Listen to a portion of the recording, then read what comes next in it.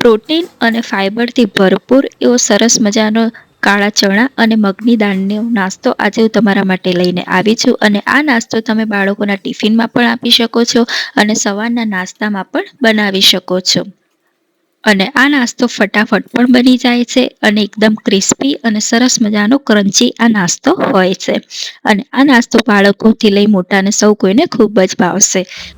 Hello everyone, welcome back to my channel. તો friends, નાસ્તો બનાવવા માટે મેં એક વાટકી મેં કાળા ચણા લીધા છે અને એક વાટકી મેં મગની દાળ લીધી છે. મગની દાળ તમે ફોતરાવાળી કે ફોતરા વગરની પણ લઈ શકો છો. અને આ રીતે બંને માપ સરજ લેવાના છે. અને હવે મગની દાળને અને કાળા ચણાને આ રીતે પાણીમાં પલાળી લેવાના છે. ચણા અને મગની દાળને આપણે લગભગ 7 થી 8 કલાક સુધી પાણીમાં પલાળી રાખવાના છે. તમે રાત્રે પલાળો તો સવારે બની શકે છે નાસ્તો, અને સવારે તમે પલાળો તો રાત્રે પણ આ નાસ્તો બની શકે છે. તો આ રીતે પાણીમાં સરસ મજાના ચણા અને મગની દાળને પલાળી રાખવાના છે. અને ત્યાર પછી 7 થી 8 કલાક પલળી જાય એટલે પછી આપણે આ રીતે બધું પાણી નિતારી લેવાનું છે. અને સરસ મજાના બીજા પાણીમાં મગની દાળને અને ચણાને સાફ કરી લેવાના છે. તો મેં બધું જ પાણી નિતારી લીધું હતું. અને ત્યાર પછી 2 થી 3 પાણીમાં કાળા ચણા અને મગની દાળને સરસ મજાના પાણીમાં સાફ કરી લીધા હતા. હવે ત્યાર પછી મિક્સરમાં મેં થોડી મગની દાળ લીધી છે. અને મગની દાળ જો આપણે 2 થી 3 ચમચા લીધી હોય તો આપણે 2 ચમચા જેટલા ચણા એડ કરી દેવાના છે. અને ત્યાર પછી ચણા પણ એડ થઈ જાય એટલે થોડી ખાટી છાશ ઉમેરી લેવાની છે. ખાટી છાશની જગ્યાએ તમે ખાટું દહીં પણ ઉમેરી શકો છો. અને અહીં મેં અડધા વાટકા જેટલી ખાટી છાશ ઉમેરી લીધી છે અને ખીરું સરસ મજાનું ક્રશ કરી લીધું છે. તો ફ્રેન્ડ્સ, સરસ મજાનું ચણા અને મગની દાળનું ખીરું તૈયાર થઈ ગયું છે. હવે આ ખીરું મેં એક વાસણમાં લઈ લીધું છે અને આ જ રીતે બધા ચણા અને મગની દાળનું ખીરું મેં બનાવી લીધું છે. હવે તેમાં મેં અડધી વાટકી જેટલી સોજી એડ કરી લીધી છે. સોજી એડ કરવાથી આ નાસ્તો એકદમ ક્રિસ્પી પણ બને છે અને સરસ મજાનો ખાવામાં પણ ખૂબ જ મજા આવે છે. મગની દાળ અને ચણાનો જ ખાલી તમે નાસ્તો બનાવશો તો ખાવામાં એટલો થોડો ટેસ્ટી નહીં લાગે, એટલે થોડી સોજી ઉમેરી લેવાની છે. એટલે સોજી ઉમેરવાથી નાસ્તો ક્રિસ્પી પણ બનશે અને સરસ મજાનો ટેસ્ટ પણ આવશે. હવે મેં ખટાશ માટે થોડું દહીં ઉમેરી લીધું છે અને દહીં સાથે સરસ મજાનું ખીરું મિક્સ કરી લેવાનું છે. અને ત્યાર પછી જેમાં મેં દહીં લીધું હતું જે વાટકીમાં, તેમાં જ થોડું પાણી ઉમેરીને તે પાણી મેં ખીરામાં ઉમેરી લીધું છે.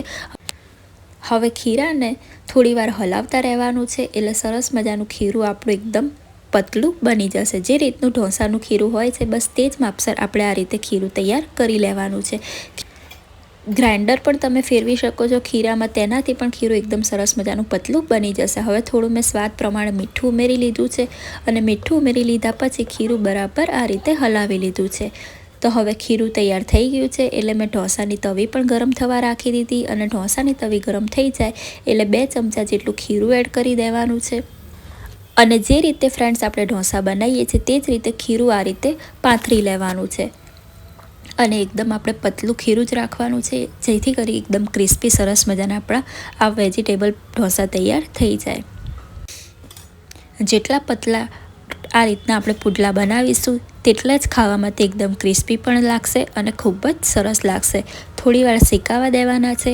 અને આ રીતે ઉપરનું જે પડ છે તેનો કલર થોડો બ્રાઉન કલરનો થાય એટલે આપણે થોડું તેલ ઉમેરી લેવાનું છે. અને ત્યાર પછી અહીં મેં શિમલા મિર્ચ એકદમ ઝીણા સુધારેલા હતા તે ઉમેરી લીધા છે. શિમલા મિર્ચ ઉમેરી લીધા પછી થોડી ડુંગળી ઉમેરી લેવાની છે અને થોડા ગાજર ઉમેરી લેવાના છે. જે પણ વેજીટેબલ તમને ગમતા હોય તે બધા તમે ઉમેરી શકો છો. અને આ રીતે એકદમ ઝીણા જ ઉમેરી લેવાના છે. ત્યાર પછી અહીં મેં થોડું ચીઝ ઉમેરી લીધું છે. તમે પનીર પણ ઉમેરી શકો છો, તેનાથી પણ આ ખૂબ જ સરસ લાગશે. અને આ રીતે હવે મેં ચીઝ ઉમેરી લીધું છે. અને ત્યાર પછી હવે થોડીવાર શેકાવા દેવાનું છે. અને હવે ફરતી સાઈડ આ રીતે પુડલાને ચારે બાજુથી આ રીતે ઉપર કરી દેવાનું છે. અને ત્યાર પછી તેને એક સાઈડ વાળી લેવાનું છે એટલે આપણા સરસ મજાના પુડલા તૈયાર થઈ જશે. એકદમ વેજીટેબલ, ચીઝી અને સરસ મજાનો સવારનો નાસ્તો ગરમા ગરમ તૈયાર થઈ ગયો છે. અને આ પુડલા ખાવામાં પણ ખૂબ જ ટેસ્ટી લાગે છે. અને આ એકદમ ક્રિસ્પી પણ હોય છે પુડલા. અને આ વેજીટેબલ પુડલા તમે એકવાર જરૂરથી બનાવજો. આ પુડલા ખાવામાં ખૂબ જ ટેસ્ટી હોય છે અને આ તમે કોઈ પણ ચટણી સાથે કે સોસ સાથે ખાશો તો પણ ખૂબ જ સરસ લાગે છે. અને આ પુડલા સવારના નાસ્તામાં ચા સાથે તો ખૂબ જ ટેસ્ટી લાગે છે.